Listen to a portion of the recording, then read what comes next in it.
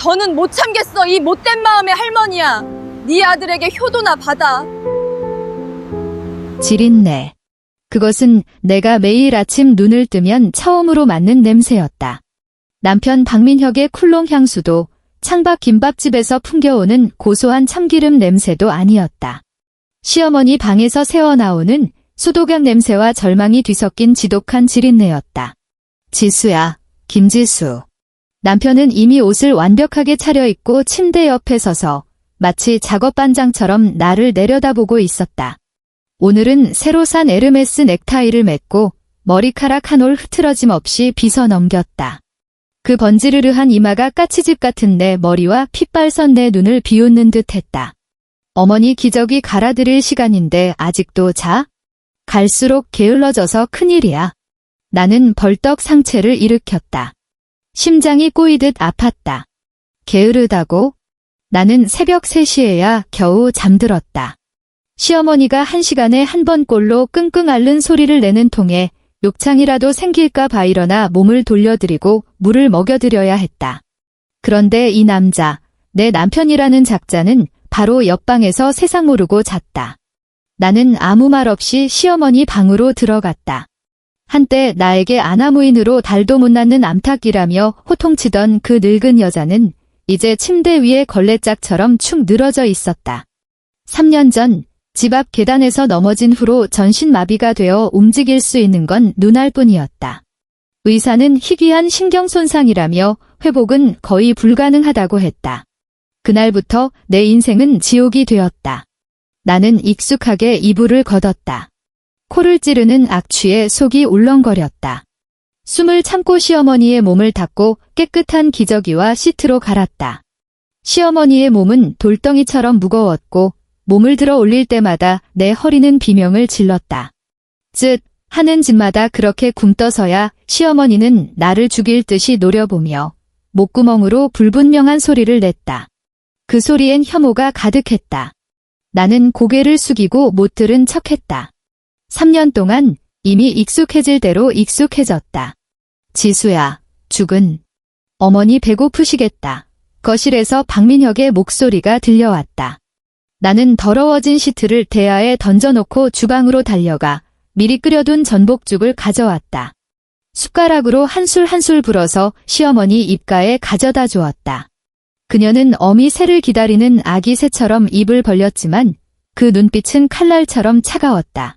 박민혁은 식탁에 앉아 내가 어젯밤에 준비해둔 샌드위치를 우아하게 먹으며 경제 뉴스를 보고 있었다. 나 오늘 부산으로 출장 가 한 3일 정도 걸릴 거야. 집안일 신경 좀 쓰고. 어머니 영양제 시간 맞춰서 놔드려. 또 잊지 말고. 응에 나는 대답했다. 그리고 내가 김장 준비하라고 했지? 재료는 샀어. 다음 주말에 누나랑 매형 와서 같이 하기로 했으니까 그때 가서 허둥대다가 친척들 앞에서 우리 집 망신시키지 마. 내 손이 떨렸다. 뜨거운 죽이 손등에 쏟아졌다. 앗소리가 절로 나왔지만 차마 소리 내어 비명을 지르지는 못했다. 김장. 또 김장이다.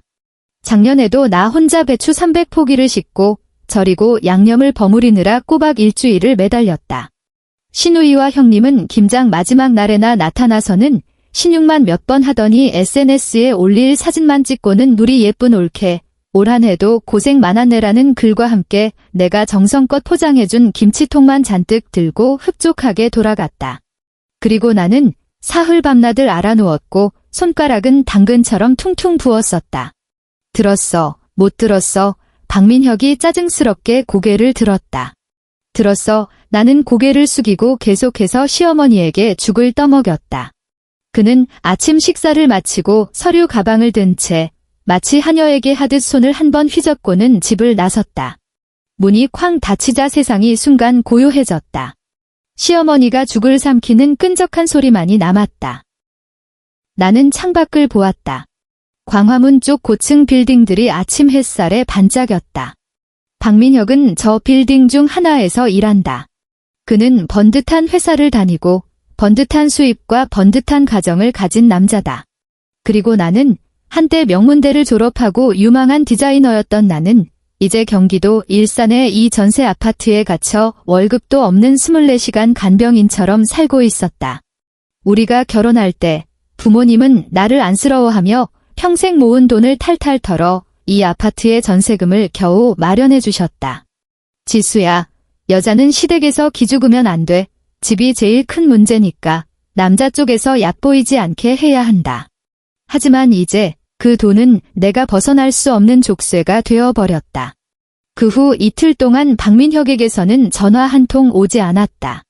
나는 팽이처럼 시어머니 곁을 맴돌며 몸을 다기고 밥을 먹이고 마사지를 하고 대소변을 치웠다. 틈틈이 시장에 가서 김장 재료를 샀다.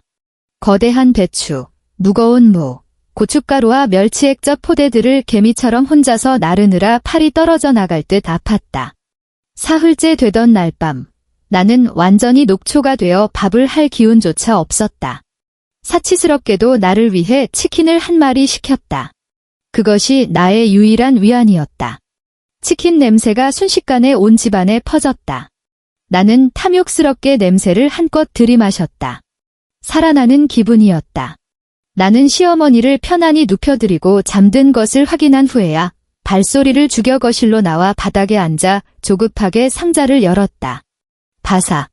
한 입 빼어 무는 순간 바삭한 튀김옷과 촉촉한 닭고기 살이 입안에서 터져나왔다. 행복감이 전류처럼 온몸에 퍼졌다.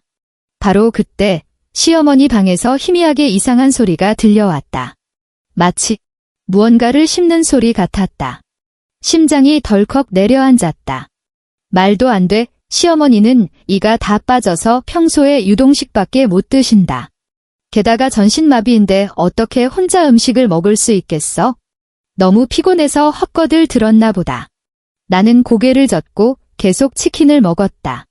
하지만 그 바삭하는 소리는 점점 더 선명해졌고 만족스러운 쩝쩝거림까지 동반했다. 순간 온몸에 피가 싹 식는 기분이었다. 나는 조용히 치킨 조각을 내려놓고 고양이처럼 발끝을 세워 소리 없이 시어머니 방문 앞으로 다가갔다. 문은 살짝 열려 있었다. 나는 몸을 숙여 그 틈새로 안을 들여다보았다. 그 순간 나는 온몸에 털이 곤두섰다. 침대 위에서 꼼짝도 못해야 할 그 늙은 여자가 침대 머리맡에 반쯤 몸을 일으켜 앉아 손에는 닭다리를 쥐고 개걸스럽게 뜯어 먹고 있었다. 얼굴과 손은 기름 범벅이었고 입안 가득 기름칠을 하며 만족스러운 소리를 냈다. 그 움직일 수 있는 건 눈알 뿐이라던 두 눈은 탐욕스럽고 교활한 빛으로 번뜩이고 있었다. 그녀가 먹고 있는 건 내가 시킨 치킨이었다. 대체 언제, 어떻게 일어나서 내 치킨을 훔쳐온 거지? 머릿속이 하얗게 비었다. 벼락을 맞은 것 같았다. 3년간의 마비, 3년간의 똥오줌, 3년간의 밤낮 없는 수발. 전부 다 가짜였다고. 세상이 빙글빙글 도는 것 같아 거의 쓰러질 뻔했다. 나는 벽을 짚고 거친 숨을 몰아쉬었다. 바로 그때 시어머니는 식사를 마친 듯 했다. 그녀는 아쉬운 듯 손가락을 쪽쪽 빨더니 내가 평생 잊지 못할 행동을 했다. 그녀는 깨끗하게 발라 먹은 닭뼈를 침대에서 휙 던졌다. 뼈는 정확히 문 앞에 놓아둔 내 쓰레기통 옆에 떨어졌다. 그러고는 그녀는 보란듯이 문틈을 힐끗 쳐다보았다. 내 눈과 정확히 마주쳤다. 그녀의 눈에는 일말의 당황도 없었다. 오히려 경멸과 도발이 가득했다. 그녀는 입을 움직여 소리 없이 내게 입모양으로 말했다. 치워. 그 말을 끝으로 그녀는 다시 자리에 누웠다. 1초 만에 다시 걸레짝 같은 전신마비 환자로 돌아갔다. 쾅! 내 머릿속 마지막 이성의 끈이 끊어졌다. 나는 내 방으로 뛰어가 문을 잠그고 문에 기댄 채 그대로 주저앉았다. 무릎을 끌어안고 온몸을 부들부들 떨었지만 눈물은 한 방울도 나오지 않았다. 슬픔이 아니었다. 극한의 분노와 역겨움이었다. 속았다. 나와 우리 가족은 이 악마 같은 집구석에 완전히 노란한 바보였다. 그 거액의 장애보험금, 우리 부모님이 내주신 전세금, 내가 바친 3년의 청춘, 모든 것이 거대한 코미디처럼 느껴졌다. 나는 떨리는 손으로 휴대폰을 꺼내 엄마에게 전화를 걸었다. 전화가 연결되자마자 내 목소리는 통제 불능이 되었다. 엄마, 나는 흐느끼느라 제대로 말을 잇지 못했다. 지수야, 왜 그래? 천천히 말해. 울지 말고. 엄마의 목소리는 언제나처럼 다정했다. 엄마, 시어머니가 연기한 거였어. 움직일 수 있어. 내 치킨 훔쳐 먹었어. 뼈를 바닥에 버리면서 나보고 치우래. 나는 횡설수설하며 방금 본 모든 것을 털어놓았다. 전화기 저편이 침묵에 잠겼다. 길고 죽음 같은 침묵이었다. 나는 엄마가 예전처럼 조금만 더 참아라. 가정의 평화를 위해서 여자란 본래 그런 억울한 일 겪으며 사는 거다라고 나를 타이르실 줄 알았다. 하지만 몇 초 후 다시 입을 연 엄마의 목소리는 시베리아 한파처럼 차가웠고 한 글자 한 글자가 얼음 송곳처럼 내 귀에 박혔다. 김지수, 똑똑히 들어. 너 지금 당장 내 시어머니 방으로 가. 그리고 그 여자를 휠체어에 태워서 밖으로 끌고 나가. 나는 얼어붙었다. 엄마, 무슨 말이야? 차가 쌩쌩 달리는 사거리 한복판에다 밀어버려. 심장이 미친 듯이 뛰었다. 목구멍으로 튀어나올 것 같았다. 엄마, 미쳤어. 안 미쳤어. 엄마의 목소리는 이상할 정도로 침착했고 심지어 광기 어린 웃음기마저 섞여 있었다. 엄마가 시키는 대로 해. 그냥 길 한복판에 버려두고 도망쳐. 더는 못 참겠어라고 소리 지르면서 나머지는 엄마가 알아서 할게. 무슨 일이 생기든 전부 엄마가 책임질 테니. 엄마 믿지? 나는 휴대폰을 쥔 손에 식은 땀이 흥건했다. 창밖으로 보이는 강남대로의 차들을 보았다. 휘황찬란한 불빛, 끝없이 이어지는 차량의 행렬이 마치 멈추지 않는 강철 괴수 같았다. 전신마비 노인을 저곳으로 민다고? 그건 살인이다. 하지만 엄마의 단호한 말투, 엄마가 책임질게라는 그 한마디가 기이한 힘이 되어 내 메마른 몸속으로 흘러들어왔다. 바닥에 던져진 닭뼈가 떠올랐다. 당연하다는 표정으로 가득했던 박민혁의 얼굴이 떠올랐다. 내 결혼 자금 때문에 하룻밤 새 백발이 되신 부모님의 모습이 떠올랐다. 지난 3년간 내가 맡아온 모든 지린내, 내가 닦아낸 모든 오물, 내가 삼켜온 모든 모욕이 떠올랐다. 이제 됐다. 정말 이제 됐다. 나는 눈물을 닦고 자리에서 일어섰다. 내 눈빛은 처음으로 엄마의 목소리보다 더 차갑게 식어 있었다. 알았어, 왜 내가 말했다. 믿을게, 엄마. 나는 방문을 열고 그 지옥의 근원을 향해 걸어갔다. 공기 중에는 아직 치킨 냄새가 떠다녔지만 이제는 역겨운 기름 냄새로만 느껴졌다. 오랫동안 쓰지 않던 휠체어를 끌고 시어머니 방으로 들어갔다. 그녀는 깊이 잠들어 있었다. 숨소리는 고르고 마치 정말 아무것도 모르는 환자 같았다. 나는 젖 먹던 힘까지 다해 그녀의 무거운 몸을 침대에서 휠체어로 옮겼다. 그녀를 들어 올리는 순간 약 냄새 외에 희미하게 섞인 박민혁의 남자 향수 냄새를 맡았다. 심장이 쿵 내려앉았다. 그렇구나. 그의 부산 출장은 처음부터 거짓말이었다. 그는 서울에 있었고 어쩌면 방금 전 사랑하는 엄마를 보고 갔을지도 모른다. 나는 담요를 덮어 그녀의 기름진 입가를 가렸다. 그녀가 희미하게 눈을 떴다. 흐릿한 눈으로 나를 보았다. 그 눈빛에는 약간의 의아함과 경계심이 서려 있었다. 나는 무표정하게 말했다. 어머니, 날씨 좋네요. 바람 쐬러 나가요? 그녀의 목에서 꾸르륵 소리가 났다. 무언가 항의하려는 듯 했지만 결국 소리를 내지는 않았다. 아마 그녀 생각에는 순종적이기만 하던 이 며느리가 간이 배 밖으로 나와도 별다른 짓은 못할 거라고 여겼을 것이다. 나는 그녀를 태우고 아파트를 나와 엘리베이터에 탔다. 엘리베이터 거울에 비친 우리 모습. 나는 창백한 얼굴에 텅 빈 눈빛을 한 줄에 매달린 인형 같았다. 그리고 그녀는 휠체어에 고고하게 앉은 태후 같았다. 이 얼마나 우스꽝스러운가. 아파트 단지 가로등은 어두웠다. 나는 일부러 CCTV가 없는 길로 돌아서 불빛이 환한 강남대로를 향해 걸었다. 밤바람이 차가웠다. 얼굴이 아릴 정도였다. 심장은 북처럼 울렸고 한 걸음 한 걸음이 칼날 위를 걷는 것 같았다. 내가 할 수 있을까?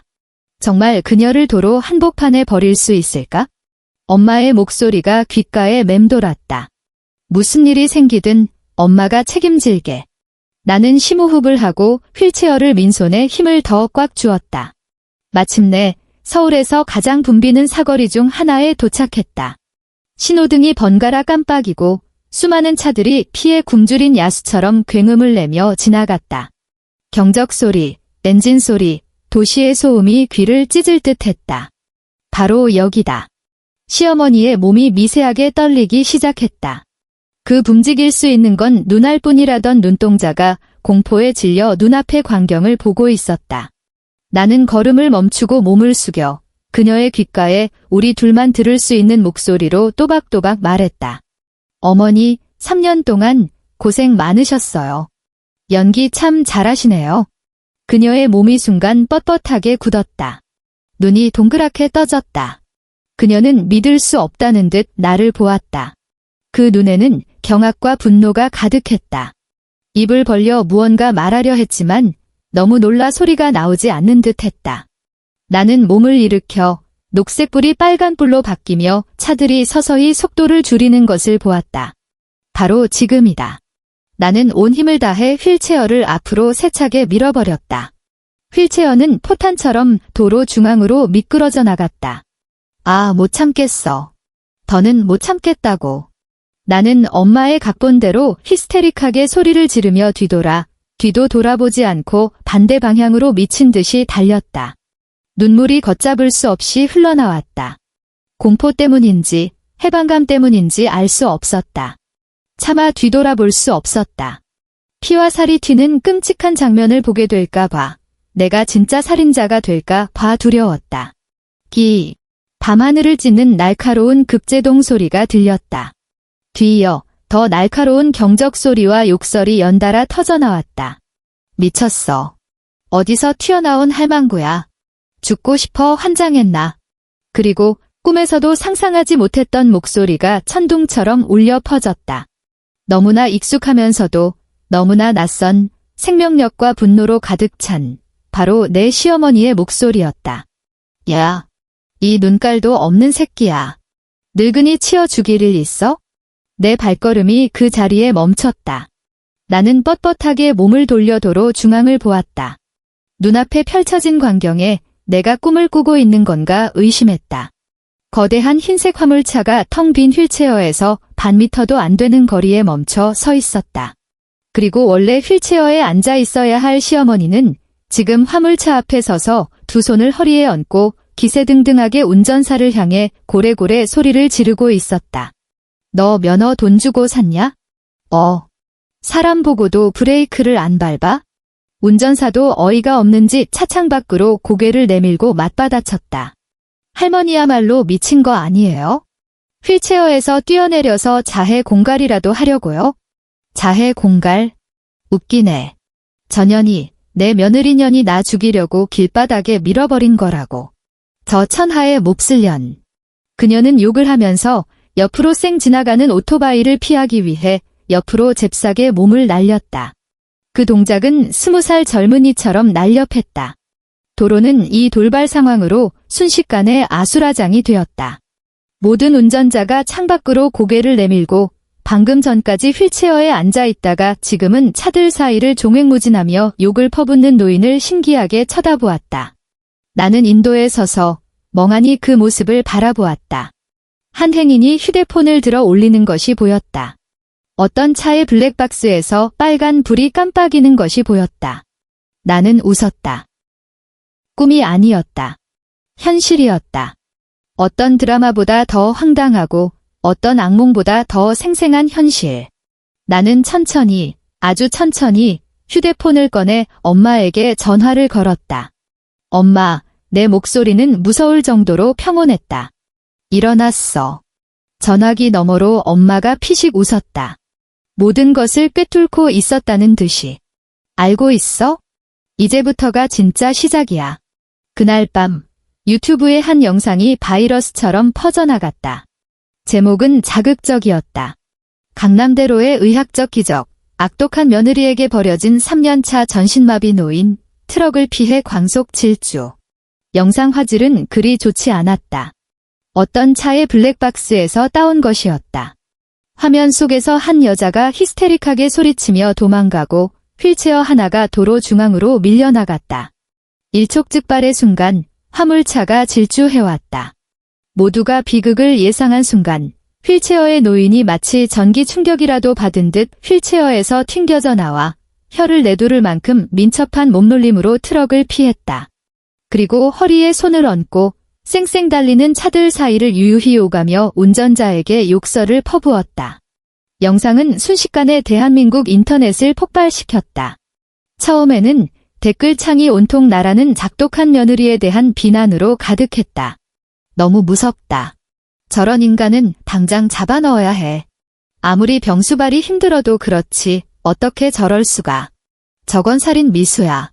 불쌍한 할머니 저런 취급을 당하다니. 하지만 곧 여론의 방향이 기묘하게 바뀌기 시작했다. 잠깐만, 나 3번 돌려봤는데 저 할머니 나보다 빨리 뛰시는 것 같은데? 이건 의학적 기적이 아니라 올림픽의 기적 아님? 저 점프력, 저 코어 힘, 국대 선발전 직행 추천. 윗분, 핵심을 놓치셨네.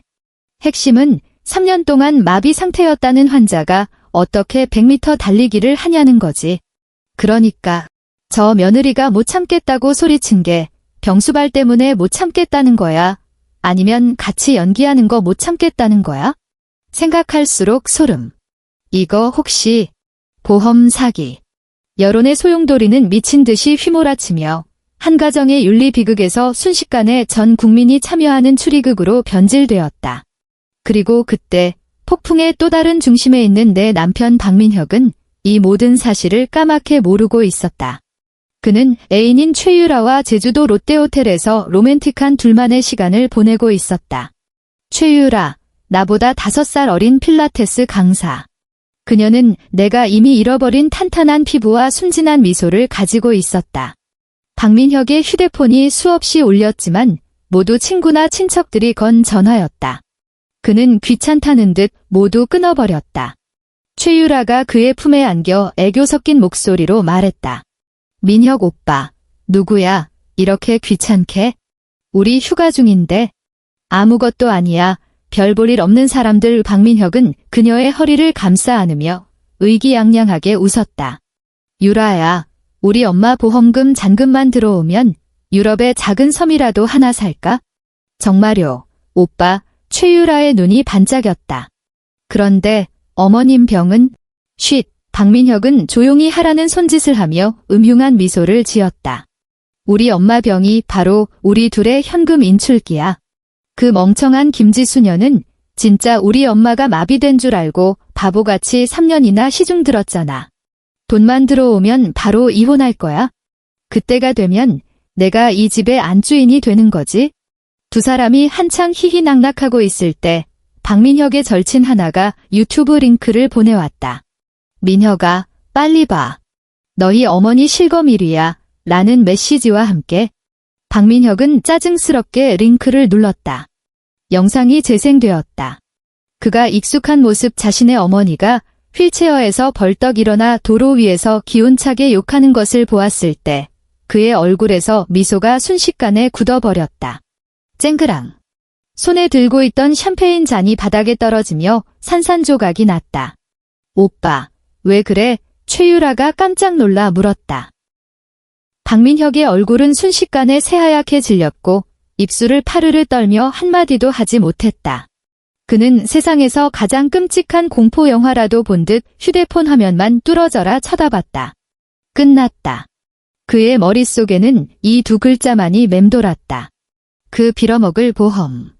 10억 원에 달하는 영구장애 보험금을 타내기 위해 그들 가족은 3년에 걸친 사기극을 계획했다. 어머니는 마비를 연기하고 그는 밖에서 효자 아들 코스프레를 했다. 그리고 김지수는 그들이 찾아낸 가장 완벽하고 공짜이며 24시간 대기하는 간병인이자 알리바이였다.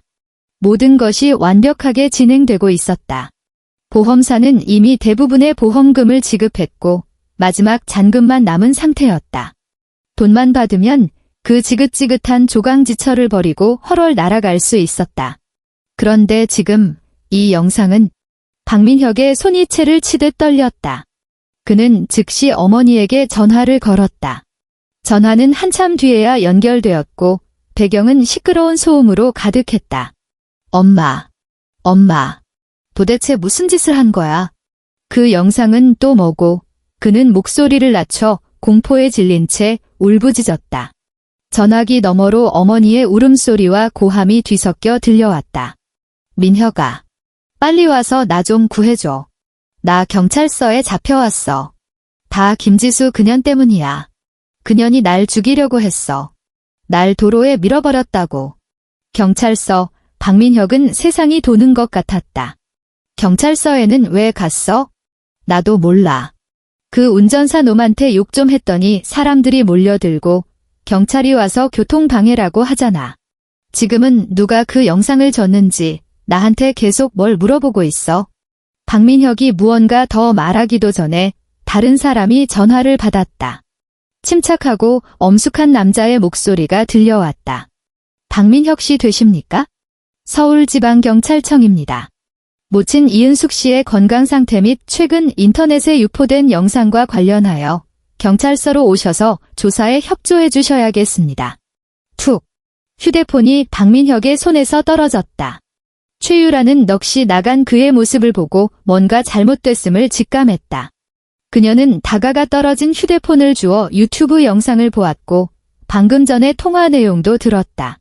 그녀의 얼굴도 순식간에 굳어졌다. 옵. 이게 어떻게 된 일이야? 어머님, 마비 아니셨어? 박민혁은 모든 기력을 잃은 듯 소파에 주저앉아 중얼거렸다. 끝났어. 다 끝났어. 최유라의 머리가 빠르게 회전했다. 보험 사기. 경찰. 그녀는 눈앞에 인억 나간 남자를 보았다. 그가 약속했던 유럽의 섬과 사치스러운 생활을 떠올렸다. 한 가지 생각이 그녀의 머릿속에서 빠르게 형태를 갖췄다. 이 남자는 이제 이용 가치가 없다. 그리고 진짜 연쇄 반응은 이제 막 시작되었을 뿐이었다. 다음 날 아침 삼성생명 보험 사기 특별조사팀이 정식 공문을 들고 박민혁의 집 앞에 나타났다. 그들은 엄숙한 표정으로 지옥의 사자처럼 서 있었다. 박민혁 씨, 삼성생명입니다. 귀하께서 모친 이은숙 씨를 피보험자로 가입한 골든라이프 특급 장애 간병보험에 대해 심각한 사기 행위가 있었던 것으로 의심됩니다. 이는 조사 통지서이며 이미 지급된 보험금 8억 원의 반환 및 3배의 위약금 지급을 요구하는 내용 증명입니다. 팀장으로 보이는 조사원이 두툼한 서류를 박민혁 앞에 내밀었다. 8억 원의 위약금 3배, 총 32억 원. 박민혁은 그 천문학적인 숫자를 보고 눈앞이 캄캄해져 거의 기절할 뻔했다. 이 전셋집을 구한 돈, 최유라에게 사준 에르메스 가방, 그의 통장에 있던 모든 돈, 모든 것이 이 부정한 돈에서 나왔다. 이제 그 돈을 원금의 이자까지 붙여 토해내고 막대한 빚까지 져야 했다. 그는 파산했다. 박민혁이 보험사 직원들에게 집에서 붙잡혀 철절매고 있을 때 더 치명적인 일격이 날아왔다. 우리의 모든 친척, 박민혁의 회사 동료, 심지어 아파트 입주민 단톡방에까지 거의 동시에 익명의 메일 한 통이 도착했다. 메일 제목은 광화문 모범 남편 박민혁 씨의 제주도 출장 실록이었다. 메일 내용은 간단했다. 여러 장의 사진과 몇 장의 카드 결제 내역 캡처뿐이었다. 사진 속에서 박민혁과 최유라는 제주도 해변에서 다정하게 껴안고 고급 호텔 수영장에서 키스하고 면세점에서 미친 듯이 쇼핑하고 있었다. 모든 사진이 날카로운 비수가 되어 그의 효자 남편이라는 위선을 정확히 꿰뚫었다. 그리고 그 카드 결제 내역은 그가 출장 기간 동안 애인에게 명품 가방과 보석을 사주며 쓴 막대한 돈을 명확히 보여주었다.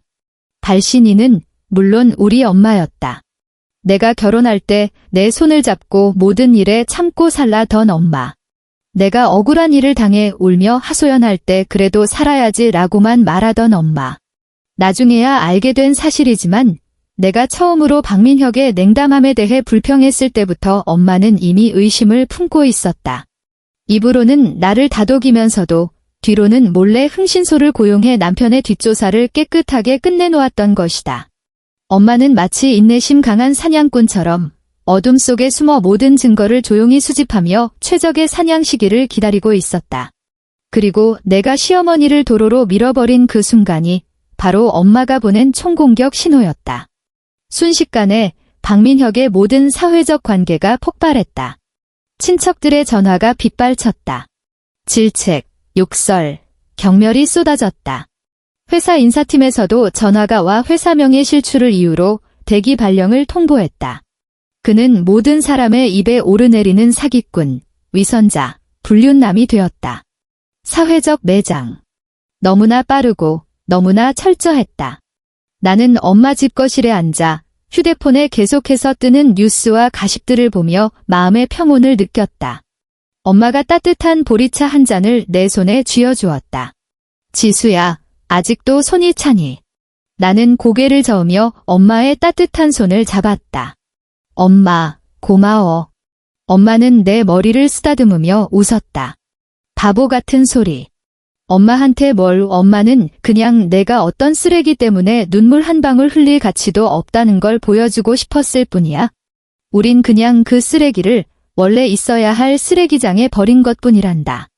나는 창밖에 눈부신 햇살을 보며 지난 3년간 내 가슴을 짓누르던 거대한 돌덩이가 마침내 완전히 치워진 것을 느꼈다. 그래, 이제부터가 진짜 시작이다. 나의 복수도 이제 막 서막을 올렸을 뿐이다. 시어머니 이은숙은 경찰서에서 여우주연 상급 연기를 펼쳤다. 경찰이 인터넷을 달군 그 영상을 보여주며 왜 휠체어에서 뛰어내릴 수 있었는지 묻자 그녀는 처음엔 시치미를 떼며 아무것도 기억나지 않는다고 했다가 이내 땅을 치고 울며 내가 얼마나 뱀 같은 며느리인지 자기를 학대한 것도 모자라 죽이려고까지 했다고 울부짖었다. 경찰 양반, 내 말 좀 믿어줘요. 나는 진짜 불쌍한 마비 환자라고요.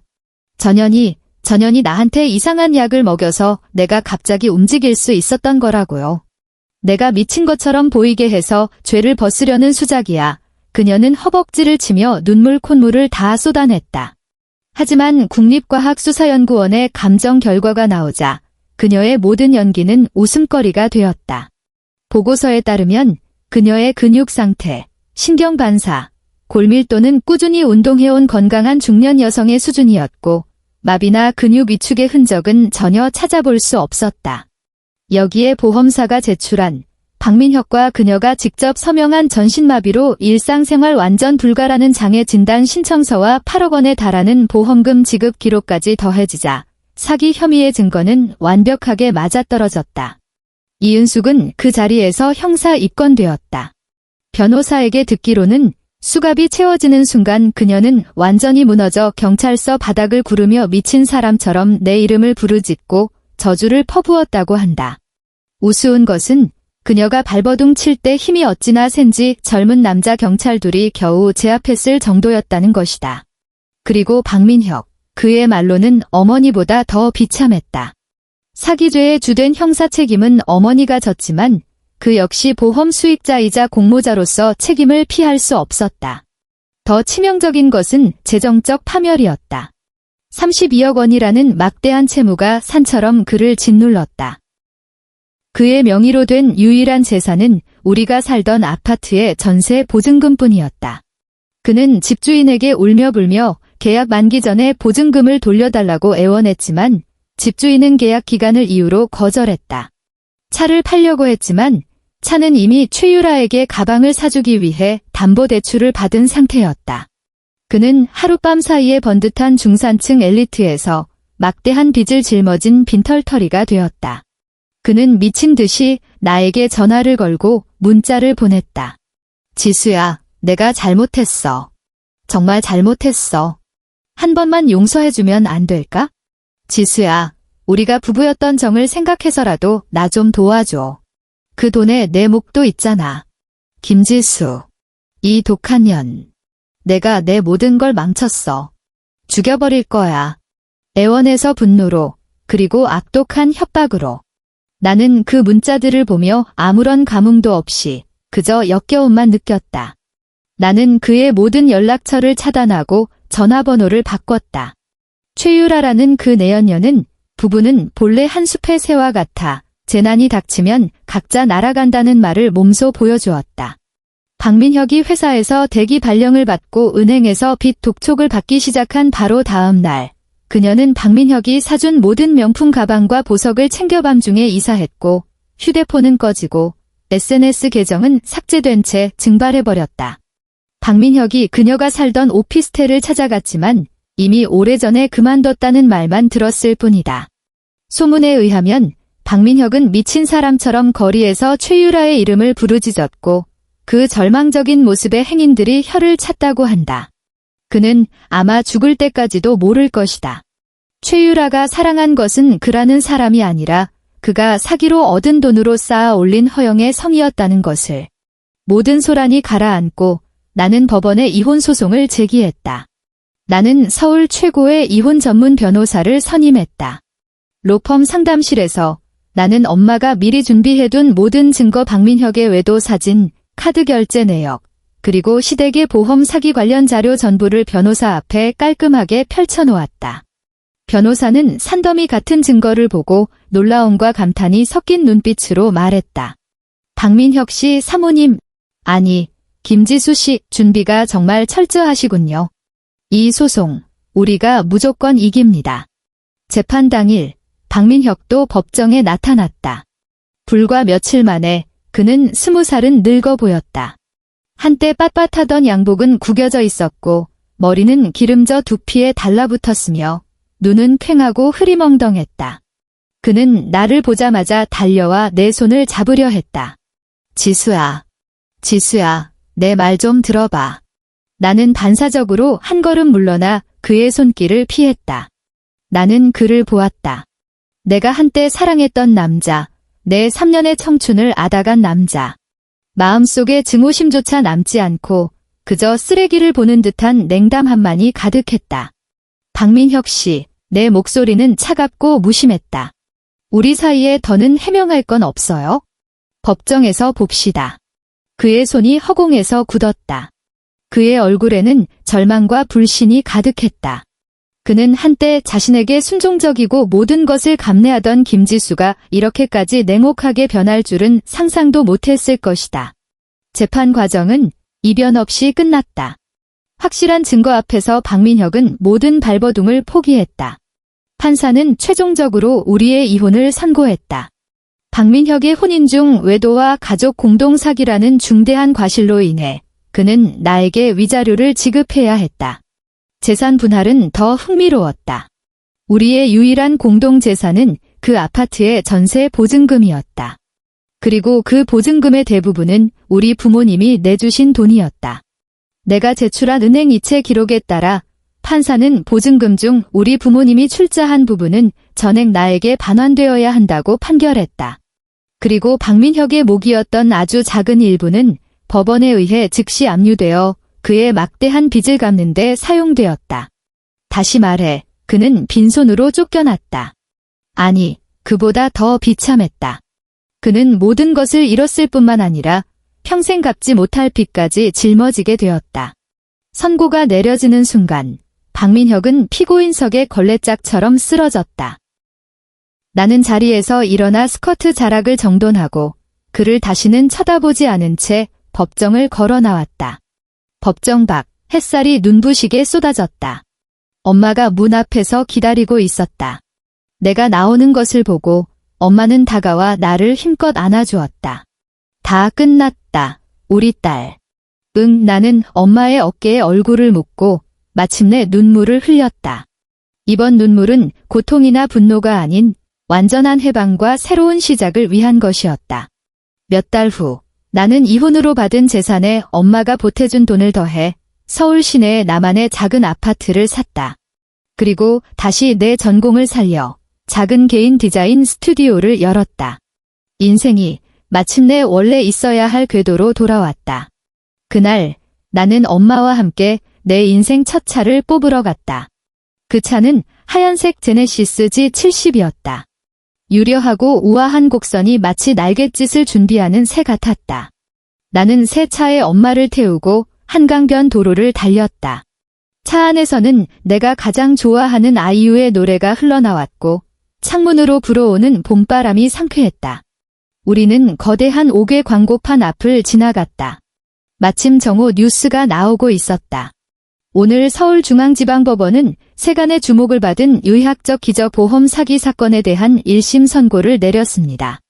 주범 이은숙은 사기죄로 징역 5년을, 아들 박민혁은 공범으로 징역 2년에 집행유예 3년을 선고받았으며 연대 배상 책임을 지게 되었습니다. 뉴스 화면 속에서 이은숙은 법무관들에게 이끌려가며 백발이 성성한 채 입으로는 무언가 더러운 욕설을 퍼붓고 있었다. 박민혁은 고개를 숙인 채 손으로 얼굴을 가리고 있었다. 초라하기 짝이 없었다.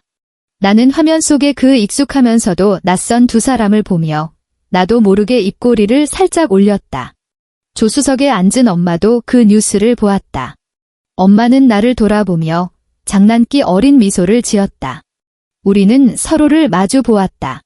다음 순간 우리는 약속이라도 한 듯 소리내어 웃기 시작했다.